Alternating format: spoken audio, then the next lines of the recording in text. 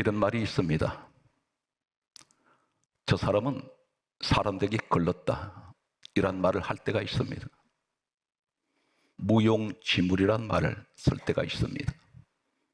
쓰려고 기대했더니 쓰질 못합니다. 그래서 성경은 이렇게 강조하고 있습니다. 하나님 복은 달라고 해서 주시는 것이 아니라 받을 만한 그릇이 되어야 됩니다. 성경 말씀은 창세기 49장 28절은 이렇게 기록하고 있습니다. 각 사람의 분량대로 축복하였더라. 각 사람의 분량이 있습니다. 아무리 많은 것을 달라고 해도 하나님 보실 때 너 믿음의 분량이 도저히 내가 너에게 이거 줄 수 없는 그런 분량이기 때문에 더 이상은 채워지지가 않습니다. 마치 장마철에 비가 똑같이 내리는데 그릇을 준비된 도로만 받습니다. 아무리 물을 눌러도 물은 눌러서 채워지는 것이 아닙니다. 작은 그릇을 준비한 사람은 작은 그릇밖에는 채울 수가 없고, 똑같은 비는 내리는데 큰 것을 준비한 사람은 크게 받을 수밖에 없습니다. 과연 나의 모습은 하나님 보실 때 어떤 모습일까요? 성경 말씀은 이렇게 기록하고 있습니다. 마태복음 22장 14절 말씀에 보게 되면 주님이 직접 말씀하시기를 청함을 받은 사람은 많되, 다시 말해서 초대한 사람은 많지만 주의 몸된 교회, 이곳은 어디입니까? 에베소서 1장 23절에 교회는 주님 몸이라고 했습니다. 주님께서 불렀습니다. 다 불러드렸습니다. 쓰시려고. 그런데 청함을 받은 사람은 많되 택함을 입은 자는 적으니라. 이 말이 무슨 말입니까? 다 초대는 받았는데, 초청은 되었는데 여기서 다는 아니라는 것입니다. 그래서 주님이 서시고자 하는 사람, 택한 사람이 따로 있다는 것입니다. 오늘 말씀을 귀담아 들으십시오. 제 이야기가 아닌, 강조합니다. 이사야 34장 16절에 너희는 여호와의 책을 읽어보라, 그렇게 말씀하시면서 이는 여호와의 입이 이를 명령하셨고 그의 영이 이것들을 모으셨다고 했습니다.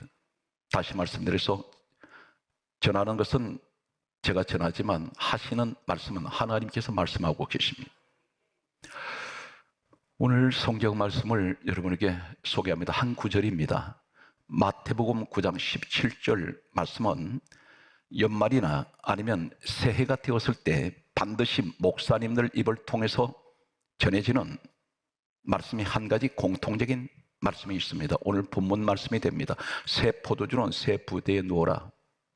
많이 들었던 이야기입니다. 그런데 새 포도주가 무엇일까요? 새 부대가 무엇입니까? 우리는 한번 들은 것으로 끝나버립니다.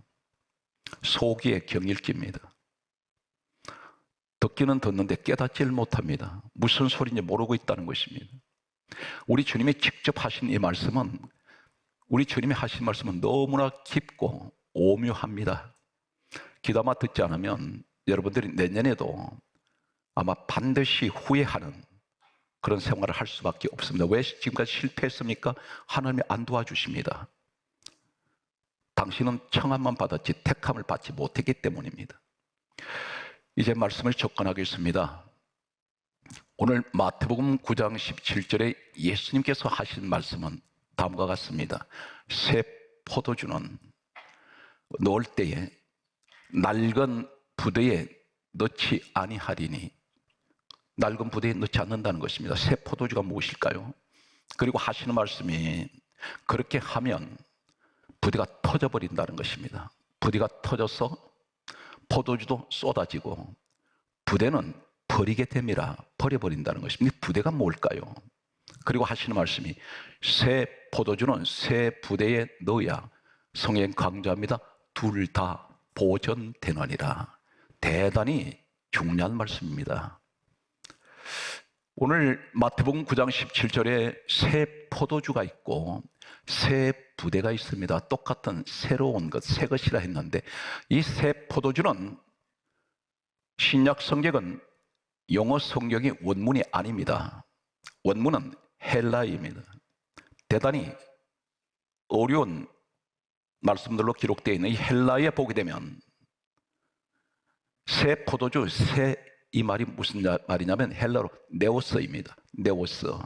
그런데 새 부대란 말은 다릅니다. 한글에는 같은 새것 되어 있는데 새 포도주는 새 이 말은 네오스 헬라어로 기록되어 있고 새 부대 이 새는 카이노스입니다. 전혀 다릅니다. 무엇을 의미하고 있을까요? 그런데 더 놀라운 것은 새 포도주 이 새란 이 말의 네오스가 무슨 뜻이냐면 누가복음 15장 13절에 보면 둘째라는 말입니다. 두 번째. 무슨 말일까요? 이해가 되지 않습니다. 새 포도주 직역을 하면 둘째 포도주란 말입니다. 두 번째 포도주. 이 말이 무슨 말인가요? 요한복음 2장 1절을 소개합니다. 예수님께서 이 땅에 오셔서 30세 때에 공생의 사역을 시작하실 때 첫 번째 표적이라고 말씀하시는 그 사건이 바로 가나의 혼인잔치집의 포도주 사건입니다. 이 포도주는 두 가지가 있습니다. 예수님 오시기 전에 포도주가 있었고 예수님 오시고 난 이후에 포도주가 있습니다. 두 번째 포도주가 예수님이 만드신 포도주입니다. 그런데 예수님께서 오시기 전에 포도주는 무엇을 의미합니까? 바닥난 포도주, 모자라는 포도주, 끝나버리는 포도주, 마감됩니다. 예수님 오시면서 이 사건이 무엇을 얘기하는지 아십니까? 마태복음 26장 27절에서 28절 말씀에 보면 포도주를 무엇을 말씀합니까? 포도주를 주시면서 하신 말씀이 받아 마시라. 이것은 죄 사함을 얻게 하리고 흘리는 바 나의 피 언약의 피다. 우리 성찬하지 않습니까? 왜 포도주 마시나요? 포도주는 예수 피를 의미합니다. 그런데 혼인잔치집에 두 가지 포도주가 있는데 두 번째 포도주, 오늘 마태복음 9장 17절에 두 번째 포도주 네오스, 둘째 포도주, 어떤 연관성을 가지고 있습니까? 바로 이 사건은 우리 흔히 이렇게 말합니다. 예수님은 능력이 많으셔서 물로 포도주 만드셨다, 기적을 행하셨다, 그렇게만 들었습니다.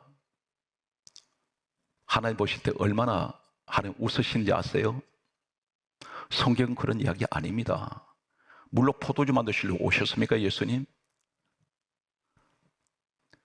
깊은 영적 의미를 갖습니다. 잔치집에 왜 포도주 사건이 일어나나요?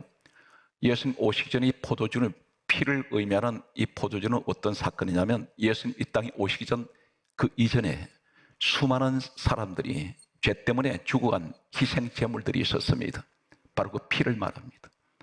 예수님 오시면서 마감돼 버립니다. 예수님 오시면서 이 포도주는 바닥나 버립니다. 그 포도주는 모자랍니다. 포도주를 예수 피를 의미한다면 구약의 수많은 짐승들이 죽어갈 때 그 흘린 피는 단회적입니다. 영원한 속죄가 되지 않습니다. 그런데 예수님께서 오셔서 주시는 포도주는 퍼내고 퍼내도 바닥나질 않아요. 모자라지 않습니다. 바로 이 피를, 포도주를 피를 의미한다면 히브리서 9장 12절에 우리 예수님 피는 영원한 속죄를 이루셨다는 것입니다. 영원히 모자라지 않습니다. 예수님께서 피를 흘리시고 십자가에 죽으심으로 더 이상은 이 땅에 어느 누구도 죄 때문에 죽어갈 희생 제물은 없습니다. 예수님께서 모든 것을 마감시켜버립니다. 그래서 단번에 모든 것을 죄를 속하시는데 성경 말씀은 요한일서 1장 7절에 예수의 피가 우리를 모든 죄에서 깨끗하게 하셨습니다. 이 사실 믿습니까? 예수님께서 피값으로 우리를 사셨습니다. 그러면서 성경 강자기를 요한복음 1장 12절에 예수 그리스도의 이름을 믿는 자는 하나님의 자녀들은 권세를 주셨습니다. 이것이 둘째 포도주의 의미입니다. 새 포도주, 네오스. 그런데 포도주를 담는 부대가 있습니다. 그릇이에요. 그런데 우리에게 무엇을 말씀합니까? 로마서 9장 24절에 우리가 그릇이라고 말씀합니다. 이 말씀이 무슨 말입니까? 나는 예수 그리스도로 말미암아 죄사함 받았습니다. 그러므로 예수 그리스도의 십자가의 피가 내 몸에 흐르는, 그리고 예수 그리스도의 십자가에 죽으신 예수 그리스도를 내 마음에 나는 모시고 있습니다. 마치 부대에 새 포도주가 담겨 있듯이 그것은 우리라 했는데, 그런데 여기에 낡은 부대가 있다는 것입니다. 이 낡은 이 말이 무엇을 의미할까요? 한글로 봐서는 이해를 할 수가 없습니다. 헬라어 원문에는 팔라이오스입니다. 낡은, 마태복음 9장 17절에 이 낡은 이 말은 팔라이오스, 이 말이 무엇을 말씀할까요? 바로 이 팔라이오스라는 헬라 똑같은 낡은 이 팔라이오스가 어디에 와 있느냐면 로마서 6장 6절에 옛사람의 이름 가운데 다시 말해서 옛사람 이 여기에 팔라이오스가 있습니다. 옛사람이라는 것입니다. 낡은 이 모습이 옛사람인데 성경 말씀은 이렇게 기록합니다. 성경 말씀을 보게 되면 에베소서 4장 22절에 말씀하시기를 너희는 유혹의 욕심을 따라 썩어져가는 구습을 따르는 옛사람을 벗어버리라. 오직 심령을 새롭게 하여 하나님을 따라 의와 진리와 거룩함으로 지으신 새 사람을 입어라 했습니다. 구습을 따른 옛사람 벗어버리라. 이것이 낡은 부대입니다. 무슨 얘기입니까? 예수님이 새 포도주가 되셔서 둘째 포도 되시는 예수님이 내 마음속에 와 계시는데 나는 하나도 달라진 것이 없습니다. 옛사람 그대로입니다. 이것이 낡은 부대입니다. 터져버릴 것입니다. 하나도 나는 변화되려고 하지 않습니다. 한 해가 또 지나갑니다. 하나도 달라질 것이 없습니다. 옛사람 모습 그대로 가지고 있다는 겁니다. 혈기는 그대로 살아있고 세상 자랑, 세상 욕심, 세상 정욕, 세상에 미쳐서 세상을 즐기면서 나는 예수 믿는다고 말한다는 것입니다. 바로 이 사람이 낡은 부대입니다. 터져버릴 것입니다. 버려버립니다. 안 쓰세요. 이 사람이 청함받은 사람이라는 것입니다. 택함받지 못합니다. 계속되는 말씀을 소개합니다. 버리게 됨이라 뭘 버립니까? 부대 버려버린다는 것입니다. 여기서 마태복음 9장 17절에 대단히 충격적인 내용이 납니다. 버리게 됨이라, 이 버려버린다는 것은 안 쓰시겠다는 것인데 여기서 버리게 된다는 이 말이 어떤 말인지 아세요? 헬라에는 다음 같은 말씀합니다. 아폴리미. 이 아폴림이라는 이 단어가 어디에 와 있느냐면 놀랍게도 누가복음 11장 51절에 죽임을 당하다. 버린다는 너는 죽는다는 것입니다. 사망 가운데 놓아진다는 것입니다. 내가 변하지 않으면 하나님 안 쓰세요. 말씀 듣는 것이 중요한 것이 아니라 내가 달라져야지, 내가 죽어야지. 그렇지 않으면 하나님 안 쓰시겠다는 겁니다. 기도 소용없습니다. 기도 자체는 안 들으세요. 죽임을 당하다. 아폴림이. 그 다음에 누가복음 13장 3절에 이렇게 말씀합니다. 망하다. 망해버리는 인생. 부도난 인생. 하림강이 내 관계에 찢어져 버렸습니다. 연합이 안 됩니다. 하나님 보실 때 너는 구제불능이야. 너는 소기의 경일기다. 예배 때마다 내가 얼마나 너한테 나는 애타게 달라지고 변화되기를 나는 간절하게 원했는데 너는 예배 드리는 모습은 있지만 또 속사람은 낡은 부대 같은 모습 그대로 있구나. 우리에게 지금 하신 말씀입니다. 왜 이 말씀 주실까요? 제가 지어낸 이야기 아닙니다. 성령님이 저한테 주셔서 전하는 이야기입니다. 저도 은혜를 받아요. 내가 생각으로 지어낸 내용이 아니기 때문에 오늘 하나님의 말씀을 귀담아 들으시기 바랍니다. 여기서 누가복음 13장 3절에 망하다 이 말씀인데 여기 또 옮겨놓은 아폴리미가 어디 있습니까? 헬라가 바로 요한복음 3장 16절에 보게 되면 멸망하다. 되는 것이 하나도 없습니다. 예배 드릴 때는 경건한 모습인데 예배 끝나고 성전문 나서는 순간에 세상 모습으로 돌아가 버립니다. 혈기가 그런 혈기가 없어요. 남 비판하는 것 사정없이 찢어댑니다. 상처 주는 것 아랑곳 없습니다. 전부 세상 욕심으로만 가득 차 있습니다. 오늘 성경 말씀은 또 이렇게 강조합니다. 골로새서 3장 5절에 따라서요. 땅에 있는 지체를 죽이라. 자기가 자기 자신을 압니다. 내가 달라졌구나. 어떻게 알 수 있을까요? 과거의 모습이 아닌 다른 모습을 내가 체험하기 때문입니다. 땅에는 지체를 죽이라 말씀하시면서 골로새서 3장 5절에 이렇게 말씀합니다. 탐심은 우상 숭배니라. 예배를 드리는데 하나님 영광 받았어요 하는데 정작 마음속에 탐심이란 말이 무슨 말입니까? 마음 심자입니다. 내 속에 세상 욕심으로 꽉 차 있으니 이것이 우상이란 말입니다. 하나님 보실 때 뭐라 말씀합니까? 너 입으로는 나를 공경하는데 내가 너를 보니 너 속에 우상에 들어앉아 있구나. 네가 우상이구나. 그러면서 성경 강조합니다. 여기서 대단히 중요한 말씀은 골로새서 3장 6절에 이것들로 말미암아 하나님의 진노가 임하신다 그랬습니다. 진노의 대상한테 기도 응답하실까요? 안 합니다. 그 탐심이 뭘까요? 지난 한 해 동안 우리는 자신을 한번 점검해 보겠습니다. 우리가 최소한 건강검진을 할 때 몸에 꼭 아파서만 건강검진을 하는 것은 아닙니다. 정기검진할 때가 있습니다. 1년에 한 번, 때로는 2년에 한 번, 3년에 한 번씩 정기검진합니다. 어디 이상이 있는가 하고. 그런데 오늘 시간 우리가 정기검진을 해봅니다. 내가 내 자신을 보니 예배는 수없이 드렸고 찬양은 수없이 했고 기도 많이 했는데 정작 나는 예배 때마다 내가 하나님이 자리에 앉아 있다는 것입니다. 왜 그럴까요?